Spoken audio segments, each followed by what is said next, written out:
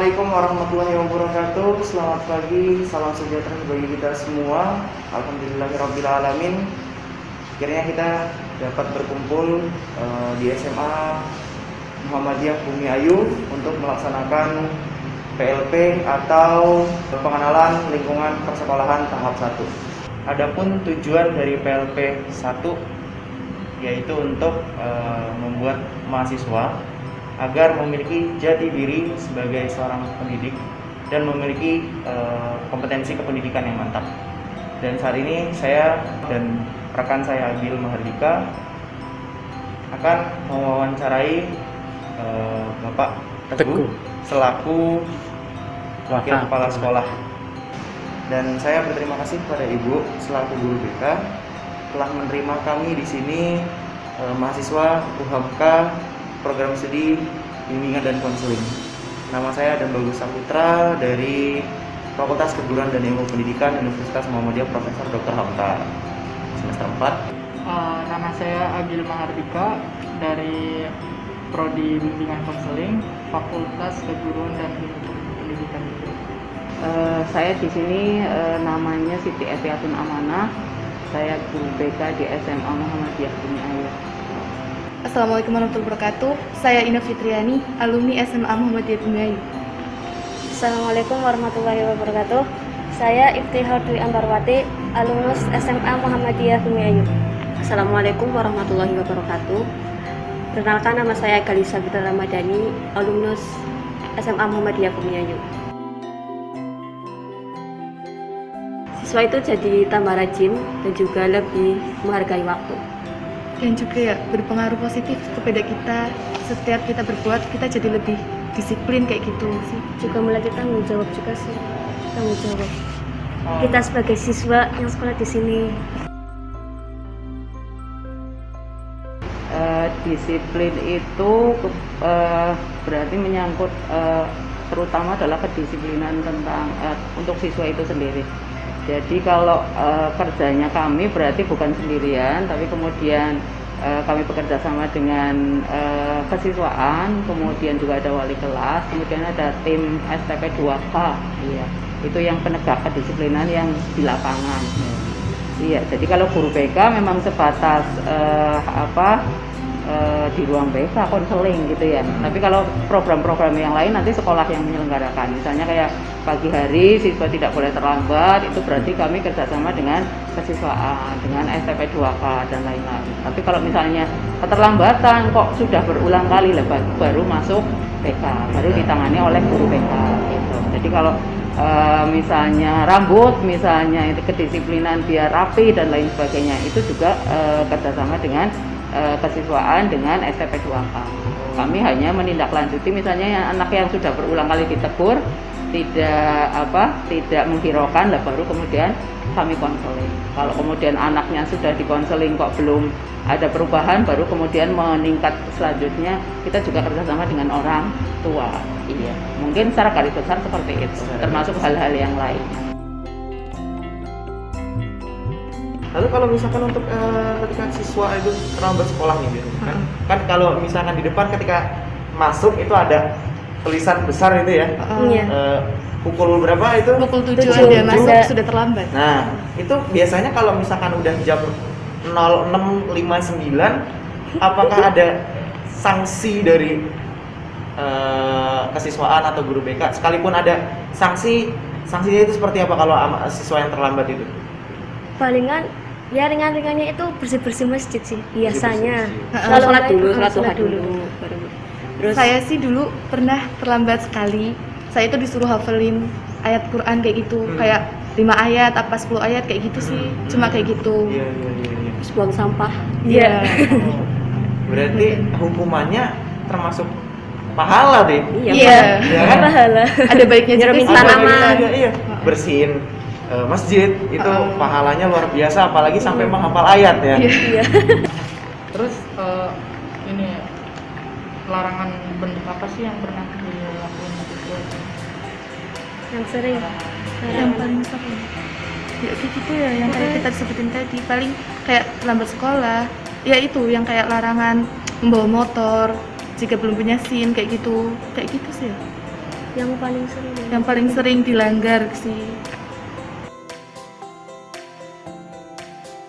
Selanjutnya kan kalau misalkan nih dari siswanya ada yang melanggar kayak gitu kan tentu ada banyak alasan yang membuat siswanya kurang jujur kayak gitu kan. Nah terus apa saja sih yang dilakukan oleh sekolah untuk membentuk siswa lebih jujur gitu? Oh, jujur ya. Yang pertama memang dari sisi materinya, termasuk kedisiplinan, termasuk nanti materi yang lain ya. Di sini tadi materi kejujuran ya Mas ya? Iya. Iya, materi kejujuran, materi mungkin persatuan kesatuan, tanggung jawab dan menghargai orang lain itu di BK ada. Oh, iya. Atau termasuknya itu juga nanti ada pendidikan karakter yang juga dikembangkan di semua mapel, atau mungkin juga nanti di pelajaran PAI-nya sendiri, Al-Islamnya sendiri gitu. Jadi ada kolaborasi dari berbagai mapel, terutama memang kita tuh sekolah Muhammadiyah, jadi ini juga merujuknya kan ke sumber agama Islam itu sendiri ya, Al-Quran, hadis. Kan luar biasa ini kalau ada orang Islam kok tidak jujur, apa artinya? Hanya ngaku Islam saja tapi perilakunya jauh dari Islam, kan begitu ya. Mungkin di yang poin-poin materi ini juga mungkin semuanya itu. Jadi nilai agamanya iya, kemudian kalau secara umumnya di sekolah yang lain karakternya iya gitu ya. Iya, biar siswa ya bukan hanya punya ilmu saja tapi kemudian perilakunya juga mencerminkan nilai-nilai yang memang dipelajari, termasuk karakter-karakter yang bagus yang di sini dikembangkan gitu.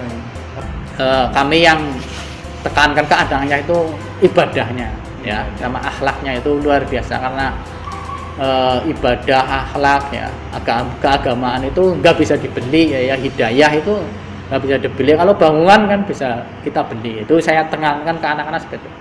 Dan juga saya juga gembar-gembor bahwa zikir itu luar biasa, ala bizikrillah tanmul qulub, dengan berzikir itu hati kita menjadi tenang. Itu yang sering saya gembor-gemborkan, walaupun status saya itu bukan guru agama tapi guru olahraga. Kebetulan saya di keislamannya di Wakafumah dan Keislaman. Apa saja sih yang teman-teman adik-adik ikutin pada program ekstrakurikuler? Banyak sih ekstrakurikuler di sekolahan. Ya dari bidang olahraga ada, terus kesenian juga ada. Itu kalau misalkan itu apa namanya sering mengadakan lomba pastinya kan? Iya, sering. Yang menurut adik-adik itu paling terkesan itu ekstrakurikuler apa di sini yang paling wah banget, yang sampai wah dia dapat piala terus nih? Sama. Kalau ada sih ya kayak saman. Ini Tari tuh saman. bukan tari saman. Itu yang paling andalan di SMA Mode Bumayu. Tapi kita itu nggak rebutin piala kayak gitu sih Kak. Paling kayak gini. Kita itu selalu tampil di acara kabupaten kayak gitu. Terus kalau nggak acara mahasiswa kayak gitu. Terus kita itu yang saya bangga itu kita itu pernah tampil di Kabupaten Tegal ya. Kabupaten Tegal. Itu di acara apa ya? IPM wilayah. IPM wilayah. Nah kita yang tampilnya itu Saman SMA Mode Bumayu gitu sih. Semua orang mengalami remedial, Betul. dan ada pun mereka yang nggak remedial tapi mengikuti pengayaan Betul. untuk mendapatkan nilai lagi yang lebih baik, yang lebih bagus gitu kan. Nah, dulu waktu di adik-adik sekolah di sini kira-kira berapa persen gitu anak siswa-siswi SMA sini yang mengikuti remedial? Pernah sih semuanya ya Kak?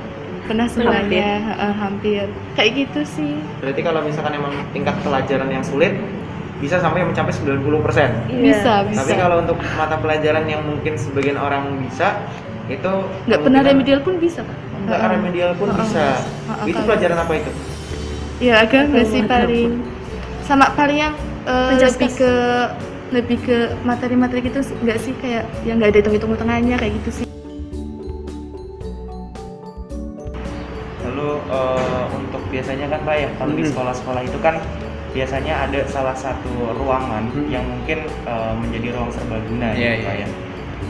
Apakah di sini ada ruang serbaguna yang mungkin bisa dipakai juga untuk kegiatan belajar mengajar apabila di kelas tersebut sedang ada renovasi atau sedang ada kerusakan secara fisik kelas begitu Pak? Nah ini termasuk yang di sini, ini ruang serbaguna aula. Ya dulu di atas ya, tapi karena ada lift, ini termasuk bisa untuk pembelajaran karena ada LCD ya. Ini aslinya zaman saya itu dulu kan kelas sangat banyak. Akhirnya disekat jadi aula ini digunakan selain untuk pembelajaran juga untuk kegiatan ormas ya, yang lain ya. Setiap Ahad pagi minggu pertama itu ada kajian untuk KMMB ya, Masjid Tabligh ya, atau Qop Mubaligh Muhammadiyah. Itu KMMB di sini itu dipakai ya. Setiap Ahad pagi minggu pertama itu dipakai untuk kajian di sini.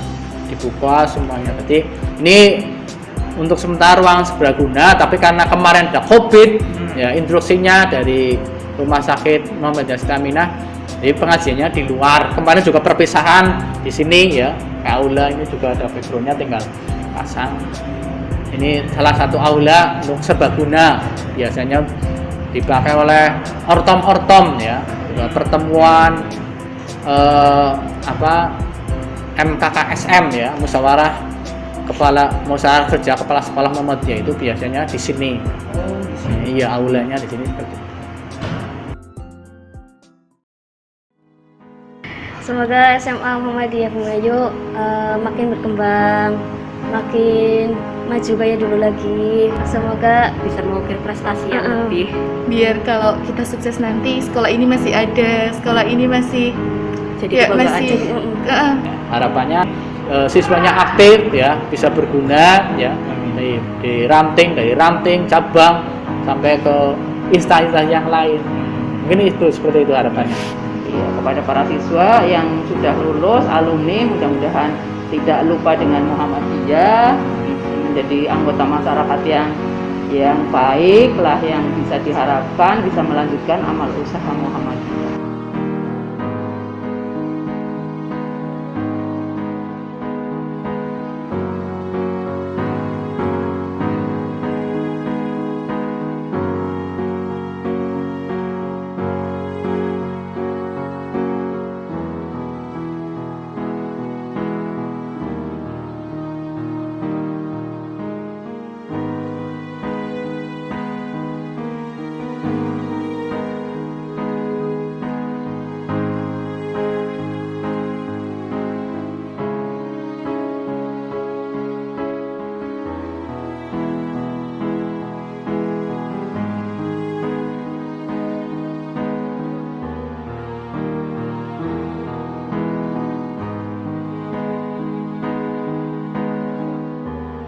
Muhammadiyah mencerahkan, mencerdaskan, berkemajuan.